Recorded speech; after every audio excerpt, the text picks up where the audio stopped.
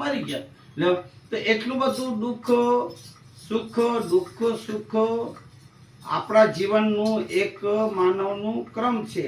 એ તો ભગવાને આપણને ક્યારેક સુખ આપે તો ક્યારેક દુઃખ આપે, એમાં ક્ષમતા ધરવી પડે, શાંતિ રાખવાની. ભગવાન તે જે દીધું સુખ દીધું તોય તું દુઃખ દીધું, ભગવાન તારી મરજી. બાપુ કહે છે કે જો આપણું કોઈ કામ થઈ ગયું તો કે હારી કૃપા, અને નથી તો બાપા હારી ઈચ્છા તારી મરજી.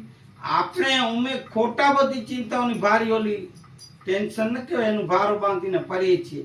હકીકત ભગવાન શું કહે છે કે મને તમારી ચિંતા મને આપો, મારું નામ ખાલી નહીં લ્યો, રામ રામ કે કૃષ્ણ કૃષ્ણ માતાજી માતાજી. અમને હૃદયથી તમે એક અમારું ચિંતન કરો. ચિંતન એટલે અમારું નામ લ્યો અને ચિંતા અમને આપો, બસ બધું હું પૂરું પાડીશ. ભગવાન એમ કહે છે, સમજ્યા? એટલે હવે કે છે સુખમાં છકાય નહીં, દુઃખમાં રડાય નહીં.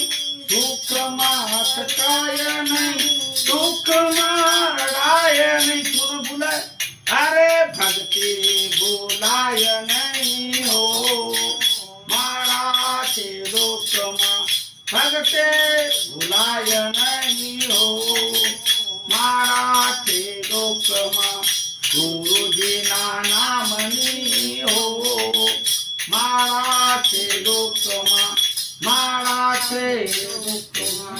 એ ભગવાન તે સુખ દીધું તોય ભલે, દુઃખ દીધું 4 દાડા તો આવે, તડકા છાયાની જેમ છે મારા વાલા. સુખ અને દુઃખ આવે મારા વાલાની ઈચ્છા વડે, એની મરજી હોય તો થાય. હંમેશા સુખ નથી રહેતું ને હંમેશા દુઃખ નથી રહેતું, સમજાય? આપણે ધીરજ ધરવું ને ભક્તિ કરવી ભગવાનની, સદગુરુ. જો ગુરુમુખી છીએ તો સદગુરુની, ભગવાનની ભક્તિ કરવી. જેનું પણ માનતા હોય, શંકર હોય, માતાજી હોય, રામ હોય, કૃષ્ણ હોય. પછી હવે જો ભગવાને કઈ તમને દીધું છે, ધન સંગરાય નહીં, એકલા ખવાય નહીં. ધન સંગરાય નહીં, એકલા ખવાય નહીં. ખાય નહીં હો મારા છે દુઃખમાં. ગુરુજીના નામની હો મારા છે દુઃખમાં, મારા છે દુઃખમાં.